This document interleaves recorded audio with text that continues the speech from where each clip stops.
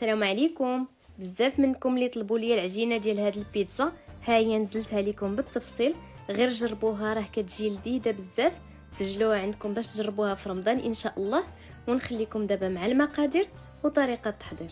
في اناء او عجانه كندير كاس وربع ديال الماء الدافي، معلقه كبيره ديال الخميره، معلقه ديال السكر، 2 معالق كبار من الحليب مجفف، كاس ديال الدقيق. نخلطوا كلشي مزيان ونغطيو الخليط ونخليوه يرتاح لمده 10 دقائق. من بعد نزيد الملح، نص كاس ديال زيت الزيتون، الزعتر. نخلطوا كلشي مزيان ونزيد 2 كيسان ديال دقيق الفرص، كاس ديال الفينو. نجمعوا العجينه وندلكوها شويه، من بعد ندهنوها بالزيت ونغطيوها ونخليوها حتى كتختمر. وهنا من بعد ما اختمرت ليا العجينه كنقسمها على جوج. كناخذ ورق الزبده كنسرح فيه العجينه ديالي بهذا الشكل اللي كتشوفوا معايا في الفيديو. كنديرها في الطاوه ديال الفران، كنتكها بالفورشيط. من بعد كندير ليها صلصه البيتزا وكنحاول نقادها بهذا الشكل، ونزيد البصله اللي قطعتها شرائح